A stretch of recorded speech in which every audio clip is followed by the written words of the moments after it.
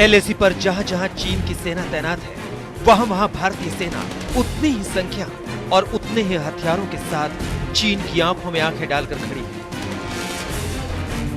Finger 4 area में भारतीय सेना की स्पेशल फ्रंटियर फोर्स के जवान और चीनी सेना की चौकियों की दूरी सिर्फ 1.7 किलोमीटर है। दक्षिणी पेंगोंग इलाके में भारतीय सेना और चीनी सेना के बीच सिर्फ 170 मीटर की दूरी है। रेजांगला में सिर्फ 500 मीटर की दूरी पर भारत और चीन की सेनाएं आमने सामने हैं। गोगरा पोस्ट पर चीन से सिर्फ 500 मीटर की दूरी पर भारत की माउंटेन ट्रूप्स और स्पेशल फोर्सेस तैनात हैं। चुशुल सब सेक्टर में दोनों देश के टैंक आमने सामने हैं और तेपसांग में दोनों देशों के बीच बैटल टैंकों की दूरी सिर्फ 6 किलोमीटर है। यानी एलएसी पर हालात अब युद्ध की तरफ इशारा कर रहे हैं और चीनी सेना का एक और उकसावे वाला कदम भारतीय सेना को एक्शन लेने का मौका दे देगा। भारतीय सेना के पास में बहुत सारी ऑप्शन हैं और सारी ऑप्शंस जो है हम लोग इस्तेमाल करेंगे। वो भी अपना फेस बचाने के लिए जाहिर है कि वो भी कुछ ऑप्शंस इस्तेमाल करेंगे। ये रस्साकशी चलेगी कुछ समय तक और हो सकता है ये रस्साकशी और लंबी खिंच जाए, लेकिन भारतीय फौज हर तरीके से पूरी तरीके से तैयार है। कोई भी ऑप्शन, चाहे पॉलिटिकल हो, मिलिट्री हो, डिप्लोमेटिक हो, हम हर किस्म की ऑप्शन लेने के लिए तैयार हैं। और मिलिट्री ऑप्शन में चाहे मैदान में हो और चाहे समुद्र में हो, जहां कहीं भी हो, ऑप्शन जो भी इस्तेमाल करनी है वो की जाएगी। तो अब चीन को तय करना है कि वो शांति से अपनी सेनाएं पीछे हटाने के लिए तैयार होता है या भारत से युद्ध चाहता है, क्योंकि भारत तो दोनों ही तरीकों के लिए तैयार है। लेकिन अगर युद्ध हुआ तो उसका स्वरूप कैसा होगा? हमने ये समझने के लिए कई जानकारों से बात की है, जिसमें 3 बातें निकलकर सामने आई है।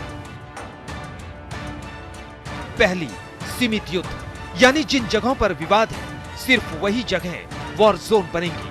दूसरी, पूरे लद्दाख इलाके में युद्ध, यानी पूरे पूर्वी लद्दाख में एलएसी पर जहां जहां दोनों तरफ की सेनाएं तैनात हैं वो जगह वॉर जोन बनेंगी।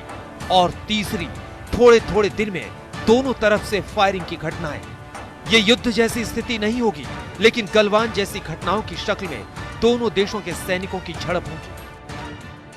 सूत्रों का कहना है कि स्थिति पेंगोंग झील के दक्षिणी तट पर बहुत ज्यादा गंभीर बनी हुई है और इसके चलते भारतीय सेना ने अपनी निगरानी बढ़ा के रखा हुआ है, क्योंकि चीन बार बार कोशिश कर रहा है भारतीय सैनिकों को चोटियों से हटाने की, जो भारत की सेना ने काफी दिनों से डोमिनेट की हुई है।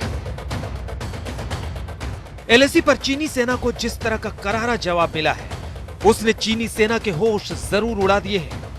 उसे अच्छी तरह समझ में आ चुका है कि ये 1962 वाला भारत नहीं है जो अपनी जमीन छोड़ दे। ये 2020 का भारत है जो युद्ध के लिए उकसाने वाले दुश्मन को चैन की बंसी नहीं बजाने देगा और जरूरत पड़ी तो सुदर्शन चक्र भी धारण कर लेगा। हम वो लोग हैं जो बांसुरी धारी कृष्ण की पूजा करते हैं, वही लोग हैं जो सुदर्शन चक्रधारी कृष्ण को भी आदर्श मान करके चलते हैं। इसी प्रेरणा से हर आक्रमण के बाद भारत और सशक्त होकर उभरा है।